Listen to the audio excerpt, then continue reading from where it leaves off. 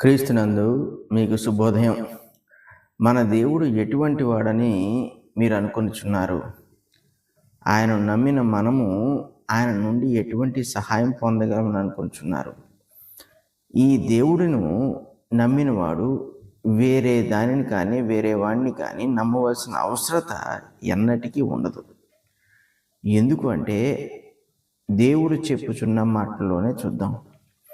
యెషయా గ్రంథము 27వ అధ్యాయము 3వ వచనం అంటున్నాడు, యెహోవాను నేను దానిని కాపు చేయుచున్నాను, ప్రతి నిమిషమున నేను దానికి నీరు కట్టుచున్నాను, ఎవడనూ దాని మీదికి రాకుండానట్లు దివారాత్రము దాన్ని కాపాడుచున్నాను. ఒక్కసారి మనము యేసుక్రీస్తు ప్రభు యందు విశ్వాసం ఉంచి రక్షణ పొందిన తర్వాత దేవుడు మనపై సర్వాధికారం కలిగి ఉంటాడు. మన జీవితమును, మన ప్రతి పరిస్థితిని ఆయన ఆధీనంలోకి తీసుకుంటాడు. మన యొక్క స్థితులన్నిటినీ కూడా ఆయన పరిశీలన చేస్తాడు. అపవాది సంబంధమైన వారు కానీ మనను పాడు చేయుటకు, హింసించుటకు ఇంకా ఏ ప్రయత్నమైనను చేసినప్పటికీ వాళ్ళు విజయం పొందలేరు. దేవుడు యేసు ప్రభు ద్వారా నిర్మించుకున్న సంఘాన్ని ఎన్నటికీ విడిచిపెట్టడు, దానిని నిర్లక్ష్యము చేయడు. తన ప్రాణమునకు తగినట్లుగా దానిని కాపాడుకుంటాడు. అందుకే ప్రభువు కూడా అన్నాడు, పాతాళలోకపు ద్వారములు దాని ఎదుట నిలువ నేరవు అని. ఇది చాలా గొప్ప సంగతి. మనము దేవుణ్ణి నమ్మామంటే, నిజదేవుణ్ణి మనం నమ్మామంటే దానివల్ల మనకి ప్రతిఫలం చాలా గొప్పగా ఉంటుంది, లాభము కూడా అంతే గొప్పగా ఉంటుంది. ఒక్కసారి దేవుడు చెప్పుచున్న మాటలే మళ్ళీ చదువుకుందాం. యెహోవాను నేను దానిని కాపు కాయిచున్నాను. మనము ఎవరికి భయపడిన అవసరం లేదు. సర్వోన్నతుడైన దేవుడు, సర్వశక్తిమంతుడు, సృష్టికర్త ఈ మాట చెప్పుచున్నప్పుడు మనము ఎప్పుడైతే ఆయన వశమయ్యామో మనకు సమస్త కాపుదలను ఆయనే దయచేస్తాడు. అన్ని విషయాల్లో, ఏ విషయమనే కాదు, ప్రతి విషయంలో కూడా ఆయన మనకు కాపుగా ఉంటాడు. అంతేకాదు అంటున్నాడు, ప్రతి నిమిషము నేను దానికి నీరు కట్టుచున్నాను, నిన్ను ఎన్నడూ విడువను ఎడబాయనని ఆయన చేసిన వాగ్దానము ఆయన ఎన్నడూ మర్చిపోడు. ప్రతి నిమిషమున చూడండి, దినములో ఎన్ని గంటలు?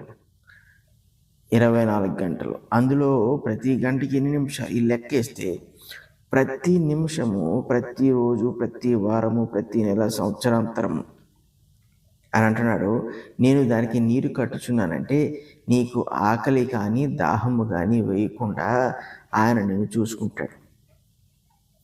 ఎవడనూ దాని మీదకు రాకున్నట్లు, శత్రువు నిన్ను హింసించకుండా, శత్రువు నీపై దాడి చేయకుండా, నీకు అన్యాయం జరగకుండా, నీకు ద్రోహం జరగకుండా దేవుడు చూసుకుంటాడు. దివారాత్రము దాన్ని కాపాడుచున్నాడు. మనం రాత్రి పడుకున్నా, పగటి వేళ మన పనుల్లో మనమున్నా ఆయన మటుకు మన విషయంలో ఎప్పుడూ కూడా నిద్రించట్లేదు. దివారాత్రము ఆయన మనల్ని కాపాడుచున్నాడు. ఎంత గొప్ప దేవుని వద్దకు మనం వచ్చాం చూడండి. ఇది అనుభవంతో తెలుసుకునే సంగతి. కేవలము ఏదో ఒక పుస్తకాన్ని చదివేసి దాన్ని ఊహించినట్టుగా కాదు. ఇది దేవుడు మన జీవితంలో పనిచేయడం మనం ప్రతి దినము చూస్తూ ఉంటాం. విశ్వాసం యొక్క గొప్పతనం అదే. అబ్రహాము ఎందుకు అంత గొప్పవాడయ్యాడు? విశ్వాసులకు తండ్రి అయ్యాడు. అబ్రహాము విశ్వాసము అతనికి నీతిగా ఎంచబడింది అన్నాడు. అబ్రహాము దేవుని నమ్మెను, అది అతనికి నీతిగా ఎంచబడను. ఏం నమ్మాడు అబ్రహాము అంటే, ఇంక ప్రతి విషయంలోనూ కూడా దేవుడే తనకు సహాయము, దిక్కు, ఆధారము అని నమ్మేశాడు. దేవుని తప్ప దేన్ని కోరుకోలేదు అతని జీవితంలో. ఎంత గొప్ప విశ్వాసం చూడండి. మన విశ్వాసం మనం పెంపొందించుకోగలం. కానీ ఎందుకు చాలామంది బలహీనులుగా ఉంటున్నారు? దేవుడు కాపు కాస్తానన్నప్పుడు మనుషుల వైపు ఎందుకు తిరుగుతున్నారు? మనుషుల సహాయం కొరకు వాళ్ళ చేతులు ఎందుకు చాచుతున్నారు? మనుషులు ఇవ్వకపోతే మేము బ్రతకలేము, మనుషులు మాకు దయచేయకపోతే మేము పని చేయలేము, మనుషులు మాకు సహాయం చేయకపోతే మేము సువార్త చేయలేము. ఇటువంటి దారుణమైన బలహీనమైన స్థితిలో ఎందుకు ఉంటున్నారు? క్రైస్తవులు ఎందుకు లోకము వైపు తిరిగి లోకము నుండి పొందాలని చూస్తున్నారు? ప్రతి నిమిషమున ఆయన మనకు నీరు కట్టుచున్నాడు. అసలు మనం వాడిపోకుండా ఉండడానికి కారణము దేవుడే. ఆ దేవుణ్ణి విస్మరించి లోకము నుంచి పొందాలని ఎందుకు అనుకుంటున్నాడు? లోకము నుండి పొందేవాడు దేవుని నమ్మినవాడు కాడు. లోకం నుండి పొందాలని ఆశపడేవాడు దేవునికి చెందినవాడు కాడు. ఇటువంటి జనుల వల్ల అనేకులు మోసపోయే అవకాశం ఉంది. ఎవడనూ మన మీదకి రాకున్నట్లు దివారాత్రము మనల్ని ఆయన కాపాడుచున్నాడు అంటున్నాడు. ఇంతకన్నా ప్రొటెక్షన్, సెక్యూరిటీ మనకి ఎక్కడ ఉంటుంది? ఒక 100 మంది సెక్యూరిటీ గార్డులను పెట్టుకుంటే మనకు ప్రొటెక్షన్ వస్తుందా? మనకు కాపుదల వస్తుందా? బలమైన ఇల్లు కట్టుకుంటే మనకి ఆ సెక్యూరిటీ ఉంటుందా?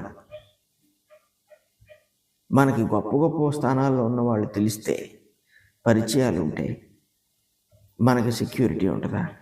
ఈరోజు సువార్త చేసే సేవకులు సైతము లోక సంబంధంగా గొప్ప గొప్ప స్థానాల్లో ఉన్న వాళ్ళతో పరిచయాలు పెంచుకుంటున్నారు. దేవుడి పనికి లోకస్తులకి సంబంధం లేదు. దేవుడి కొరకు జీవించడానికి లోకంతో పాటు జీవించడానికి సంబంధం లేదు. విశ్వాస సంబంధమైన అనుభవాన్ని అబ్రహాము కలిగినట్లు మనము కలిగి ఉంటే, అబ్రహాము ఏ రీతిగా అరణ్యములో నడిచి దేవుని కొరకు కనిపెట్టుచు వాగ్దాన ఫలమును పొందాడో, అలాగే మనము కూడా ఎలాంటి పరిస్థితుల్లోనైనా దేవుడు అనుగ్రహించే వాటన్నిటిని కూడా మన జీవితంలో మనం పొందుతాం. మనుషులు ఊహించినట్లుగా దేవుడు పని చేయడు, కానీ నిత్యము మనల్ని కాపాడుకుంటాడు. తన బిడలో ఆకలి కొనుట దేవునికి ఇష్టమైన సంగతి కాదు. తన బిడలో అవమానకరంగా జీవించుట దేవుడు తట్టుకోలేడు. తన సొంత రక్తముతో ఆయన మనల్ని కాపాడుకున్నాడు. అటువంటి దేవుని విషయంలో మనము ఎంత మాత్రము అనుమానంతో ఉండాల్సిన అవసరం లేదు. ఈ వాక్యమును మనము ఈ దినము ధ్యానం చేసినప్పుడు మనము ఎంతో ధైర్యంతో ఈ భూమి మీద మనం బ్రతకచ్చు. పరిశుద్ధులకు తండ్రి, ప్రేమ కలిగిన దేవా, మీకు వేలాది స్తుతులు, స్తోత్రాలు. నాయన, మేము ఊహించిన దానికన్నా కూడా బహు ఎక్కువగా మా ఎడల మీ యొక్క ప్రేమను, వాత్సల్యతను చూపించుచున్నందుకు మీకు స్తుతులు, స్తోత్రాలు. మీ కరుణ కటాక్షములు ప్రతి నిమిషము మాతో ఉంచుచున్నందుకు మీకు వేలాది స్తుతులు, స్తోత్రాలు. మీ కుమారుని ద్వారా మీరు చేసిన గొప్ప కార్యము, అందును బట్టి మాకు ఇచ్చిన ఎన్నిక, వీటన్నిటిని బట్టి కూడా నాయన మేము తిరిగి ఏమీ ఇవ్వలేం. కానీ నీకు నమ్మకంగా జీవించే భాగ్యమును మాకు అనుగ్రహించండి. అందుకు కావలసిన జ్ఞాన వివేకములను, శక్తి సామర్థ్యములను, విశ్వాస సంబంధమైన విధేయతను మాలో నెలకొల్పండి. అంతకంతకు బలపడి నాయన నీ నామము కంటే గొప్ప నామము లేదు అనే సంగతిని ఈ లోకంలో మేము రుజువు చేయుటకు సహాయం చేయమని యేసు పరిశుద్ధ నామమున అడుగుచున్నాము తండ్రి. ఆమేన్.